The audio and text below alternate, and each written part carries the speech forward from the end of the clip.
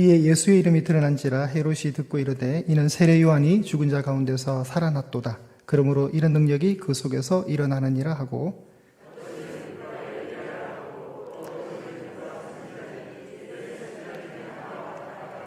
헤롯은 듣고 이르되 내가 목벤 요한 그가 살아났다 하더라.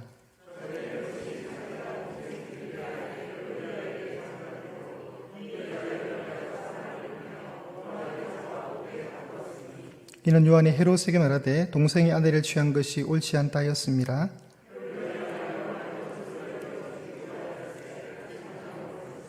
헤롯이 요한을 의롭고 거룩한 사람으로 알고 두려워하여 보호하며 또 그의 말을 들을 때에 크게 번민을 하면서도 달갑게 들음이러라.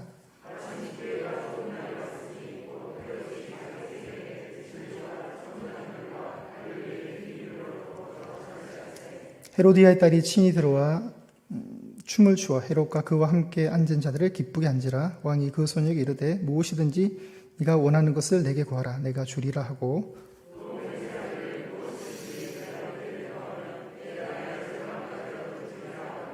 그가 나가서 그 어머니에게 말하되 내가 무엇을 구하리이까? 그 어머니가 이르되 세례 요한의 머리를 구하라 하니,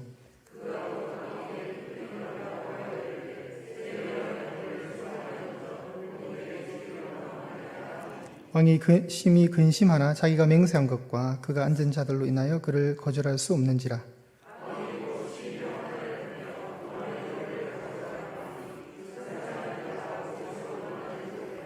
그 머리를 소반에 얹어다가 소녀에게 주니 소녀가 이것을 그 어머니에게 주니라. 요한의 제자들이 듣고 와서 시체를 가져다가 장사하니라. 아멘. 예수님의 죽음의 전조곡이란 제목으로 말씀을 강론하겠습니다. 오늘 말씀이 많습니다. 많고 이 뒤에 제가 했지만 참 글자가 많아요. 빈칸을 넣으려고 해도 빈칸을 넣을 만한 질문이 하나도 없었고 전부 설명입니다. 자, 오늘 세례 요한이 죽습니다. 세례 요한이 어떻게 죽죠? 목베임을 당해서 죽습니다. 세례 요한의 이 죽음은 그냥 세례 요한이 죽었구나 이런 부분으로 끝나는 것이 아니라 성경은 항상 표적과 메시지가 있거든요. 그럼 이제 앞으로 예수님이 그렇게 죽게 될 것을 미리 전조곡으로 까는 거예요. 다가올 예수님의 죽음을 암시하는 그런 역할을 하는 겁니다. 지난주 우리가 보았듯이 이제 제자들이 나가서 회개세를 막 전파하면서 예수님에 대한 강력한 입소문들과 선한 소문들이 많이 들립니다. 그러니까 14절에 이렇게 시작하죠. 이에 예수의 이름이 어떻게 됐다고요? 드러난다. 예수님의 이름이 계속 드러나는 거예요. 그러니까 이런 예수님의 인기가 상승하니까 불안한 한 사람이 있는 거예요. 그 사람이 바로 헤롯 왕이었습니다. 헤롯 왕. 오늘 14절부터 29절을 읽는 동안 이제 인물들을 잘 좀 집중하시면 됩니다. 우선은 세례 요한이 있고요. 그 다음에 헤롯 왕이 있습니다. 헤롯 왕. 그 헤롯 왕은 정확하게 우리 이쪽에 가시면 네 번째 줄에 세례 요한은 헤롯 안티파스라고 나오죠. 네. 그러니까 여기에 14절에 나오는 헤롯 왕은 실제 이름이 헤롯 안티파스입니다. 그러니까 세례 요한이 등장하고 헤롯 안티파스가 등장하고 헤롯 안티파스의 새로운 부인 헤로디아가 등장을 하고요. 그리고 그 헤로디아의 딸은 역사적으로 살로메라고 하는데 살로메가 춤을 추는 살로메가 등장합니다. 그러니까 4명이 등장하는 거예요. 이 4명이 등장하는데 우선 이제 이 얘기들을 풀려면 여러분 배경이 좀 필요합니다. 오늘 어떤 스토리의 간단한 건 이게 세례 요한의 죽음이죠. 근데 세례 요한이 왜 죽게 되었냐면 세례 요한이 18절에 헤롯 안티파스가 동생의 아내를 취한 것이 옳지 않다. 이건 이제 율법을 어긴 거거든요. 레위기에 나오는 율법. 그게 이제 뒤쪽에 이 페이지의 5번째 줄에 가면 레위기 18장 16절과 20장 21절이 나오잖아요.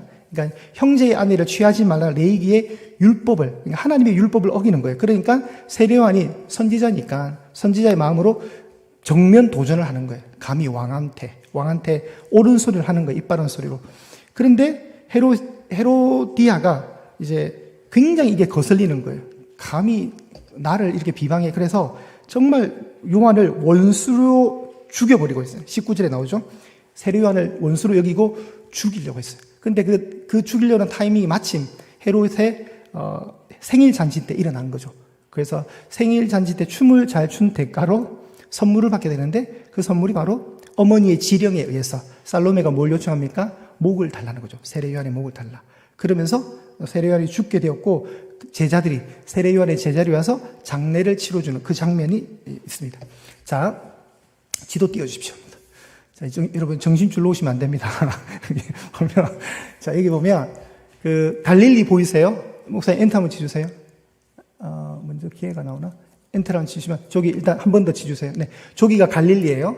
저 갈릴리가 이제 있고 저 밑에 베레아라고 나오죠. 세 번째 이제 그림에 한 번 더 띄워주세요. 베레아 나오죠. 그러니까 이 두 개 지역을 헤롯 안티파스가 다스렸어요. 그래서 분봉왕이라 그러는데 분봉왕이라는 뜻은 4분의 1의 왕이라는 뜻이거든요. 자, 다시 이제 그 다음 목사님 한번 띄워주세요. 자, 이게 헤롯 왕. 여러분, 헤롯 왕은 누구냐면 예수님이 탄생하셨을 때 2살 이하의 아이들 다 죽이라고 했던 그 마태복음에 나오는 헤롯 왕이에요. 이 헤롯 왕이 왕이었으니까 부인들이 많았어요. 부인들이 많다 보니까 자식들도 많았겠죠.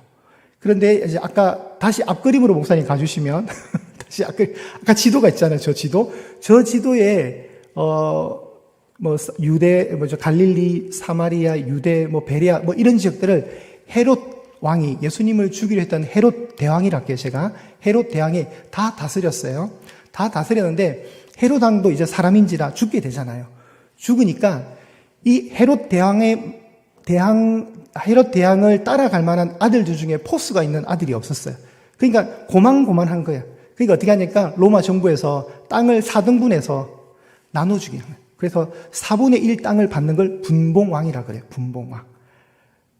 그래서 헤롯 안티파스라는 저 왕이 저 두 군데 지역을, 갈릴리와 베레아 지역을 통치하는 왕인 거예요. 참고로 여러분 갈릴리에 나사렛이 있고 예수님이 사역하셨던 곳이고 지금 이 이야기가 이루어지는 것도 갈릴리입니다. 왜냐하면 아까 생일 잔치에 초대된 사람이 21절에 보시면 대신들 천부장들과 누가 왔습니까? 네. 지금 이제 그래서 제가 정신을 차리라는 거예요, 여러분. 성경에 보면 뭐라 나오죠? 21절 끝에 갈릴리에 귀인들이 왔다 그랬잖아요. 그러니까 이 잔치가 벌어지는 곳은 저 북쪽의 갈릴리예요. 자, 목사님 다음 그림 넘겨주세요. 자, 다시 여기 보면 자, 헤롯 대왕이 저 위에 체크가 돼 있죠. 여기 체크가 돼 있죠. 이 대왕 밑에 아들들이 쭉 있는데 여기 보면 검정색 글씨로 빌립 1세, 아켈라우스, 안티파스, 빌립 2세 이렇게 되는 거예요. 이렇게. 여기 아켈라우가 나오죠. 이 아켈라우가 여기 있죠. 아켈라우스라 돼 있잖아요. 그죠? 이 아켈라우는 이제 오늘 헤롯 안티파스의 친형인 거예요. 친형. 그러니까 요 인물들 4명이 땅을 4개를 분배받았는데 이제 아켈라우는 하도 폭정을 저질러 가지고 얘가 실격을 당하면서 아켈라우가 다스렸던 사마리아 땅과 유대 땅, 갈릴리 밑에 있던 사마리아와 유대 땅은 마땅하게 로마 정부에서 헤롯 대왕의 아들들 중에 마땅하게 세울 아들이 없어가지고 어떻게 하냐면 로마가 직접 직할로 다스리는 도시가 되었어요. 그래서 그때부터 로마가 총독을 파견해요. 총독을 파견해서 예수님 당시 때 5대 총독으로 왔던 사람이 본디오 빌라도였던 거예요. 본디오 빌라도. 자, 다시 정리하면 예수님의 사셨던 당시에 팔레스타인 땅, 성경의 땅에는 맨 북쪽에 갈릴리가 있었고요. 그 밑에가 사마리아, 그 밑에가 유대가 있어요. 그러니까 맨 위에는 헤롯 안티파스가 다스렸고 중간에 사마리아와 맨 밑에 아래의 동네 유대 지역은 누가 다스렸겠어요? 총독이 다스렸다는 거예요. 그러면은 북쪽에 있는 그 헤롯 안티파스 왕과 중부와 남쪽에 있는 총독 사이의 관계가 어떨까요? 사이가 좋을까요? 싫을까요? 안 좋죠, 서로. 저놈만 없으면 내가 저 땅을 다 지배할 수 있는데 그런 생각이겠죠. 그러니까 성경에도 정확하게 나와요. 그들을 원수지간이었는데 예수님 신문할 때는 당일에는 친구였다라고 나오고요. 참고로 헤롯 안티파스는 예수님이 뭐라는 저 여우라고 그랬어요. 누가 보면 저 여우. 그러니까 굉장히 교활한 의미를 담고 있는 거죠. 이 헤롯 왕이 부인이 있었는데 자, 목사님 한번 다시 앞으로 그림 가주셔야 됩니다.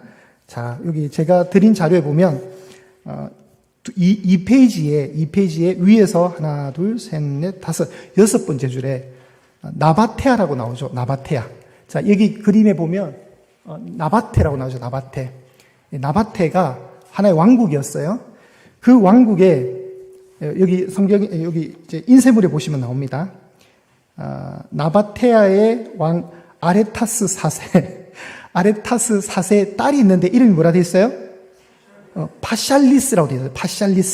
파샬리스라고 나오죠.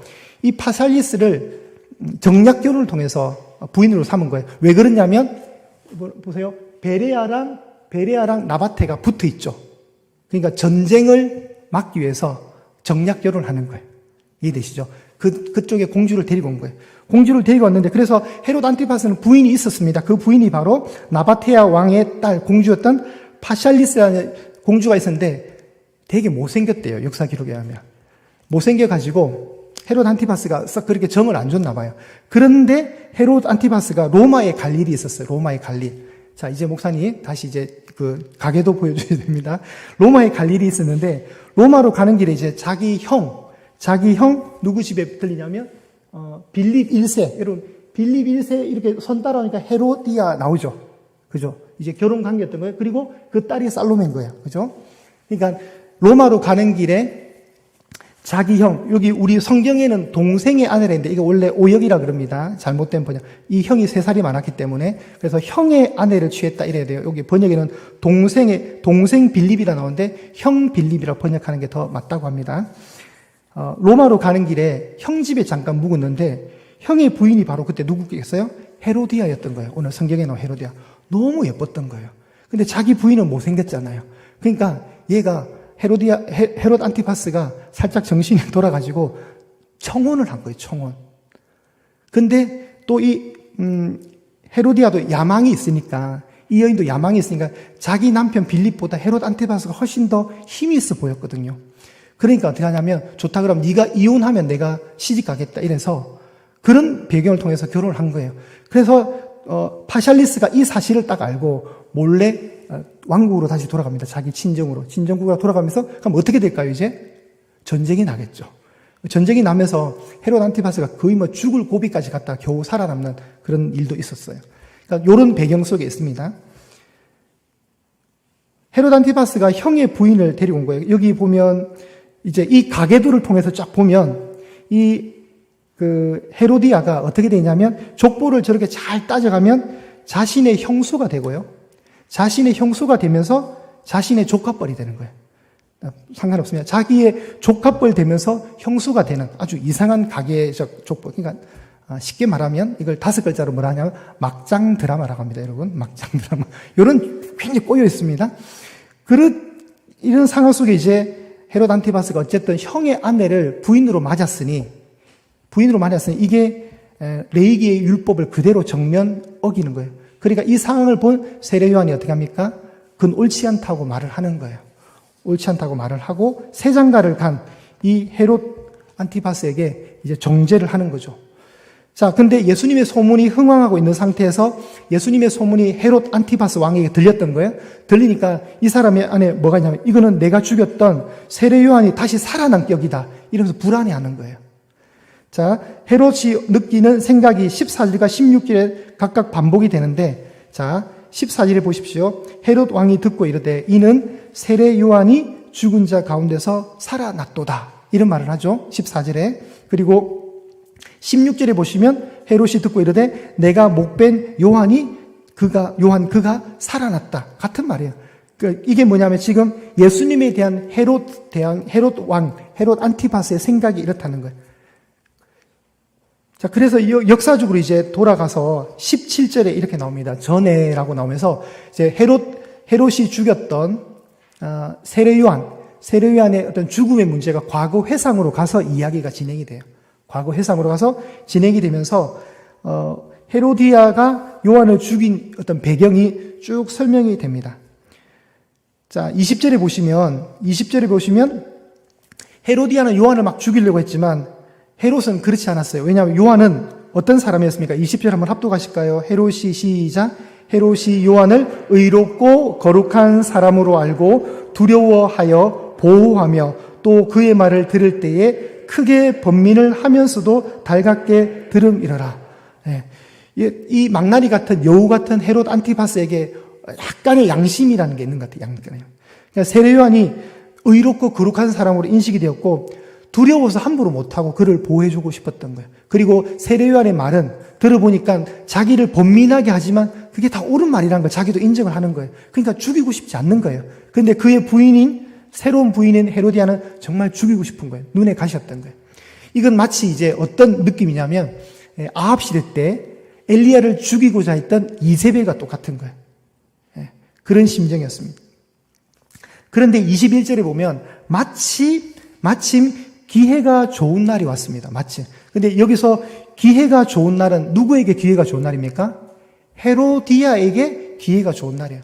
헤로디아에게 기회가 좋은 날이 있는데 헤롯이 자기 생일을 맞아서 사람들을 초청하면서 그의 딸 살로메, 헤로디아의 딸 살로메, 물론 헤롯 안티바스의 딸이 아닙니다. 이전 빌립과 그 헤로디아 사이에서 탄생했던 한 12살 정도로 추정하더라고요. 살로메가 춤을 추는데 이 춤이 참석했던 모든 사람들을 기쁘게 한 거예요. 자, 22절에 보시면 헤로디아의 딸이 친히 들어와 춤을 추어 헤롯과 그와 함께 앉은 자들을 기쁘게 한지라.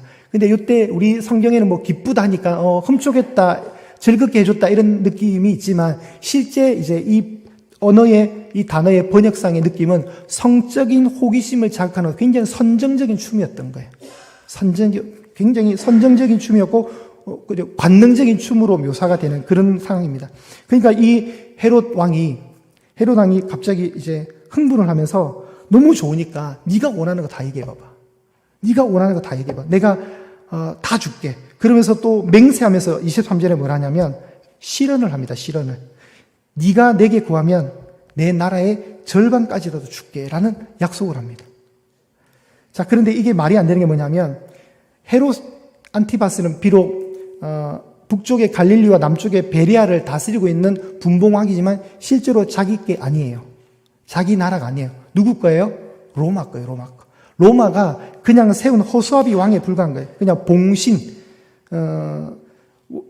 로마가 그냥 잠깐 임시로 임명해준 그냥 대리자밖에 안 되는 건데, 근데 본인이 이제 착각하는 거죠. 내 나라를 내가 절반이라도 떼줄게라는 아주 가당치도 않는 헌을 말하는 겁니다. 경솔한 약속을 합니다. 경솔한 약속.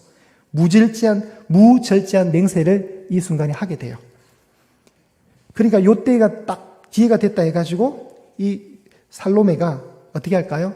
어머니에게 가죠. 어머니, 이런 상황인데 내가 무엇을 요청해야 되겠습니까? 하니까 헤로디아가 딱 한 게 뭘까요? 세례요한의 목을 달라 그래. 그래서 세례요한이 죽게 되는 상황이었던 거죠. 자, 여기까지가 이제 우리가 지금 이제 기본적으로 이해되는 상황입니다.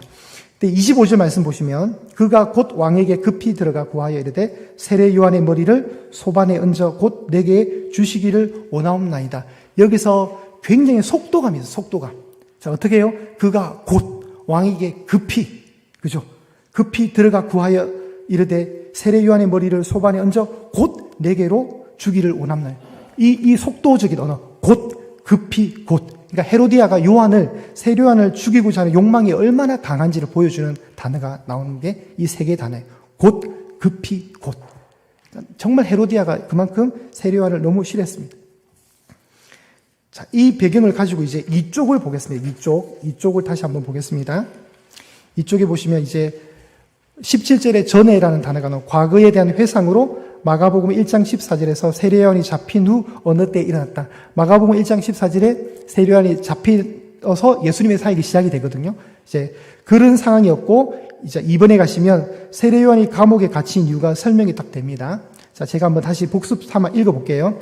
세례요한은 헤롯 안티파스가 이복형인 헤롯 빌립의 아내 헤로디아를 취한 것을 비난했는데 이는 율법에서 금지한 형제의 아내를 취하는 행위를 했기 때문이다.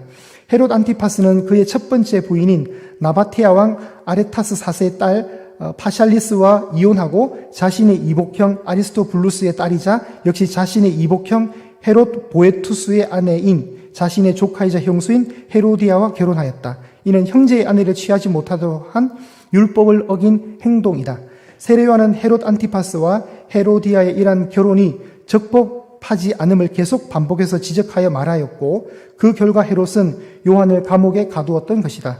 아마도 헤롯은 요한의 그러한 반복적인 지적으로 말미암아 백성들 사이에서 자신의 위신이 실추되는 것을 우려했던 것 같다.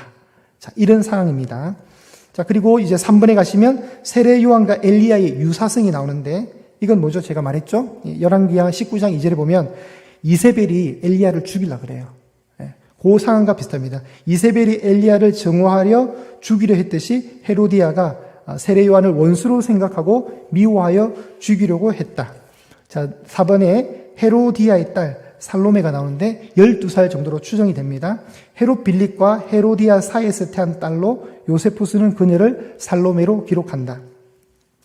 자, 5번에 가시면 이제 헤롯의 무책임한 약속이 21절과 23절과 26절에 걸쳐서 나오는데요. 헤롯은 천부장과 갈릴리 귀인들 앞에서 헤로디아의 딸에게 그녀가 춤추어 기쁘게 한 것에 대해 나라의 절반까지도 주겠다고 약속했다. 그녀가 세례 요한의 머리를 구했을 때 마음에 근심이 있었으나 자신의 위신과 체면 때문에, 즉 자신의 맹세와 그것을 들은 손님들을 생각해 볼 때 어쩔 수 없이 세례 요한을 처형할 수밖에 없었다. 자, 여기까지 이해되시죠, 여러분? 네, 너무 힘드신가요? 아니죠? 네. 자, 요런 상황입니다. 요런 상황. 자, 이제 요런 상황에서 이제 우리가 진짜 집중해야 될, 오늘 우리가 보는 그 설교 제목처럼 예수님 죽음의 전조국이라 해서 이제 6번에 가시면 세례 요한의 이러한 죽음과 이제 예수님의 죽음의 유사성이 있는 거예요. 왜 전조국이냐, 분리냐, 왜 암시하느냐를 알 수 있는 4가지의 상황이 있습니다. 첫 번째가 보시면 6번의 1번입니다. 동그라미 1번. 의로운 자로 여김이 공통성이 있습니다.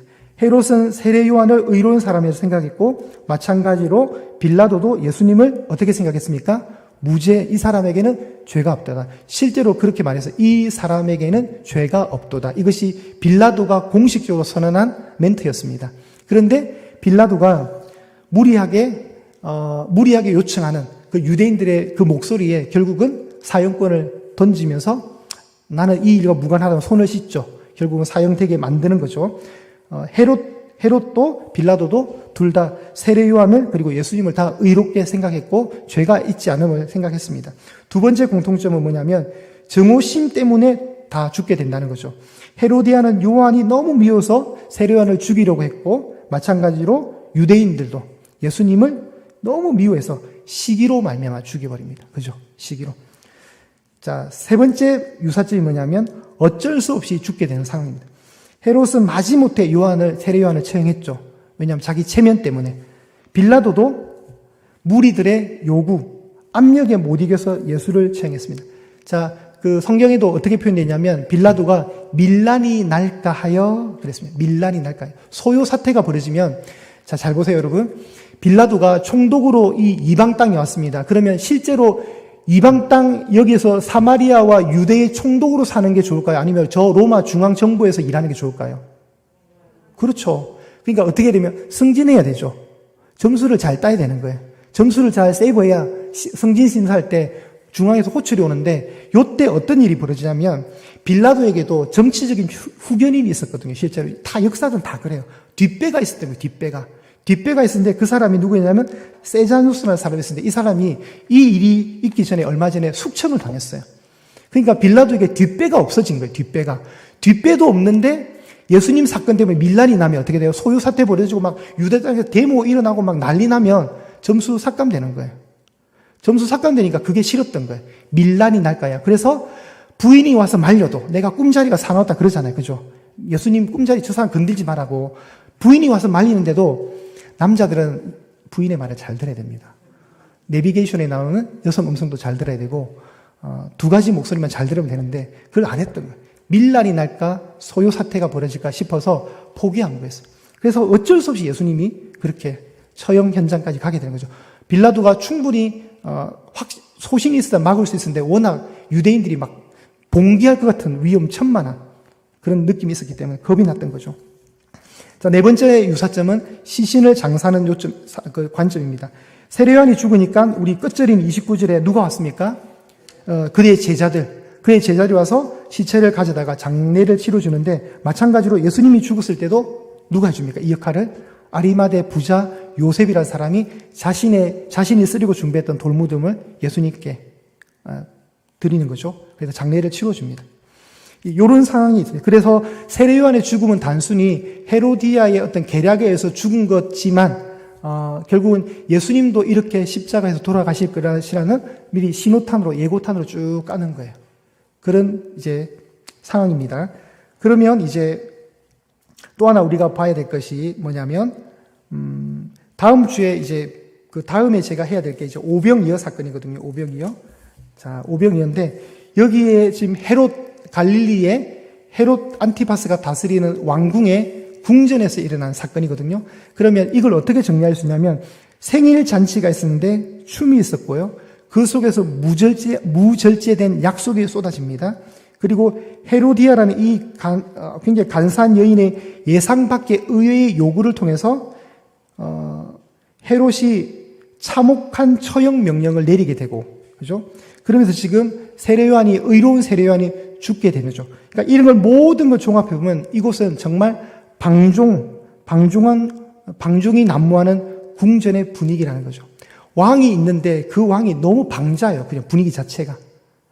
그런데 진짜 우리에게 오셨던 진짜 선하신 낮은 자의 왕으로 오신 예수님은 이 뒤쪽에 나오는 30절부터 나오는 여기에 민초들과 함께 하면서 굉장히 절제된 은혜 속에 음식을 나누면서 남자만 5,000명을 먹이는 진정한 잔치를 배설하는 거예요. 그러면 이걸 딱 보면은 이제 성경 기자들이 이런 상황을 통해서 뭘 느끼게 하냐면 왕이 있는데 진짜 누가 왕이냐를 비교할 수 있게 하는 거예요. 그런 의도도 가지고 있는 거죠. 여기 헤롯 왕궁은 너무 막 살벌하고 막 엉망해요. 근데 참 아무 보잘것없는 그 일반 백성들이 예수님 말씀을 듣기 위해서 모였고 그들이 배고플 때 예수님이 하늘 급식 기사를 통해서 마른 생선조각 2마리와 보리빵 5개로 그 민초들의 배고픔을 채워주는, 그리고 오병이어 뒤에 실제로 어떤 일이 벌어집니까? 사람들이 예수님을 억지로 잡아서 왕으로 세우려 하거든요. 그러니까 그 속에서 진짜 2명의 왕이 등장하는 거예요. 이 마가복음 6장에 왕이 2명이 등장하는 거죠. 한쪽 왕은 정말 세속적인 왕이고 한쪽 왕은 정말 낮은 자의 왕으로 오신 진정한 만왕의 왕 예수 그리스도를 보여주는 겁니다.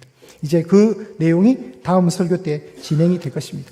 자, 오늘 말씀을 이제 우리가 결론 내리며 적용을 해본다면, 자, 마가가 진정 보여주고 했던 그림이 뭐냐면 예수님께서도 이제 세례 요한의 운명과 같이 될 것이라는 것을 모든 그리스도인들에게 보여주는 것이고, 모든 그리스도인들도 세례 요한이나 예수님처럼 복음 사역으로 인해서 어려움을 겪게 된다는 거죠. 그러니까 이 순교의 길은 누구에게나 복음을 전하게 되면 따라오는 하나의 대가성이고요. 그를 통해서 교회 공동체는 동일한 운명 공동체라는 사실을 알려주는 겁니다. 여기에 이제 마가가 쓰여질 때로 마가복음이 기록될 때 당시 굉장히 박해가 심해지던 때거든요. 이미 벌써. 박해가 심해지던 때에 마가복음을 처음 접하는 성도들은 이런 상황들이 충분히 이해되는 상황이에요. 지금 우리는 2000년이 지났고 종교의 자유가 너무나도 허락되어 있는 대한민국에 사니까 뭐 핍박이라든가 순교라든가 고난이라는 단어가 어색하죠. 신앙적 대가로 받는 고난은 사실 우리가 많이 없잖아요. 그냥 우리 삶의 어려운 문제 때문에 있는 거지 신앙 때문에 뭐 외부로부터 우리가 박해받는 건 실제 없어요. 아직까지는. 이제 나중에는 어떻게 될지 모르겠지만 없단 말이죠. 우리가 뭐 지금 뭐 이슬람권의 어떤 선교사님들도 아니고, 그죠? 뭐 모슬림 지역에 가서 복음을 전하는 사역자도 아니고, 불교권에 가서 복음을 전하는 선교사도 아니고, 그냥 대한민국에 그냥 장로로, 집사로, 목사로 살아가는 평범한 우리의 신앙생활인데, 이런 고난, 뭐 이런 죽음, 순교 이런 단어들은 사실 피부에 와닿지 않아요. 그렇지만 1세기 때 1차 수신자들이었던 마가복음을 읽어내는 1차 교회 공동체 수신자들은 이 내용들이 굉장히 와닿는 내용이에요. 그러니까 복음을 전할 때 뭐 찬란한 길이 열리는 것이 아니라 고난이 따라온다는 걸 암묵적으로 보여주는 겁니다. 그러니까 예수님이 실제로 얘기하잖아요. 고향에서 거절당하는 것도 왜 제자들을 데리고 가서 보여주냐면 복음은 그런 거야. 복음을 전하면 이렇게 핍박이 따라오는 거야. 평탄한 길만 있다고 생각하지 마라 라고 미리 우리에게 훈계를 주는 거예요. 이제 우리 삶 속에 하나 더 성도로서 이제 우리가 실제로 제가 여기는 기록을 하지 않았지만 하나 좀 주목해서 보고 싶은 그겁니다, 여러분. 헤롯이 세례 요한을 인지했던 그 인지력, 세례 요한을 어떻게 인지했냐면 우리가 다시 20절 말씀을 좀 보셨으면 좋겠습니다. 20절 말씀을 읽고 이제 마무리하겠습니다. 20절에 보시면 한번 합독하실게요. 다시 아까 읽었습니다. 시작. 헤롯이 요한을 의롭고 거룩한 사람으로 알고 두려워하여 보호하며 또 그의 말을 들을 때에 크게 번민을 하면서도 달갑게 들음이라라. 아멘. 여러분, 저는 오늘 묵상하다가 이 말씀에서 참 많이 은혜가 되었던 게 뭐냐면 우리 삶도 이런 포스가 있으면 좋겠다는 생각이 들어요. 예한교회를 다니는 성도로서 우리 삶도 상대가 우리를 함부로 보지 못하는 어떤 묵직한 포스가 있었으면 좋겠어요. 저와 여러분 속에 세상 사람들의 눈에 우리가 의롭고 거룩한 사람으로 비춰졌으면 좋겠습니다. 예수를 믿는 의롭고 거룩한 사람이야. 그래서 우리 말을 들을 때 굉장히 듣기 싫은 불편한 어떤 말일지라도 그걸 억지로라도 달게 들을 수 있는 그런 우리 인생의 포스가 있으면 좋겠습니다. 제가 참 좋아하는 말 중에 하나가 이겁니다. 뭐 자주 쓸 거예요. 핍박은 받되 무시는 당하지 마라. 예.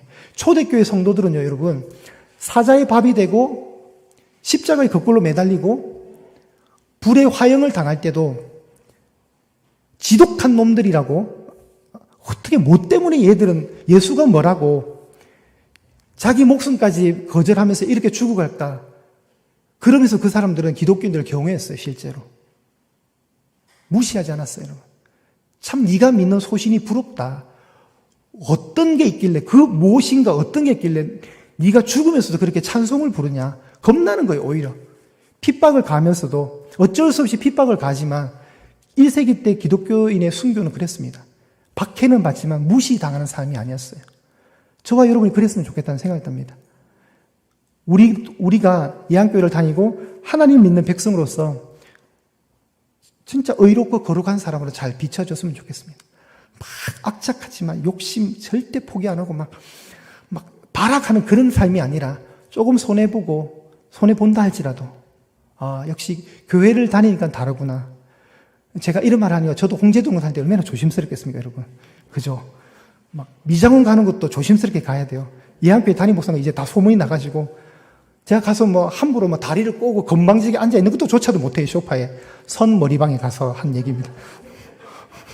제가 괜히 무슨 목사라는 사람이 태도가 저래 이런 말 듣기 싫었으라도 아주 정돈하게. 그럼 이제 앞으로 이제 그런 계획이 있어요. 저도 이제 그 원장님이 참 마음에 들어요. 제가 전도하려고 그래요. 그러니까 앞으로 갈 때 붕어빵이라도 하나 사가고 마실 수 있는 음료수를 하나 사다 드리면서 고생하신다 주면은 얼마나 그게 좋겠어요, 여러분. 작은 부분이지만. 그러니까 성도가 그런 삶을 살아야 된다는 거예요. 따뜻한. 제가 허리가 아프다니까 우리 강장님이 지난 여름에 파스를 이만큼 주고 가셨어요.